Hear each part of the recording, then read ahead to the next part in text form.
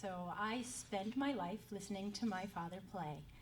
And he had many bands over the years. But the fun thing was that they would rehearse in my living room. And my favorite was when he would rehearse the big band.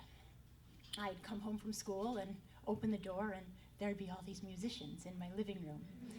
And my dad would say, "Ann, come meet the fellas." And then he'd introduce me. That's Toots on trumpet, it's Red on trumpet, that's Slippery Sam on the trombone, that's Buzzy on the alto sax, and that's Two-Tone on the tenor sax, and over there on the bass, that's String Bean.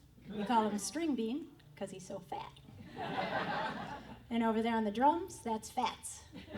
We call him Fats because he's so fat. It was all very confusing, but it was also great fun, and I would get to sit and listen to them play, and at some point my dad would say, "Ann, what do you want to hear?" And I remember this was one of my favorite songs. My day can be a royal bore. It leaves me colder than the basement floor. The only moment I keep waiting for is when the day will be through. I never notice if it's dark or clear. What people say to me I hardly hear.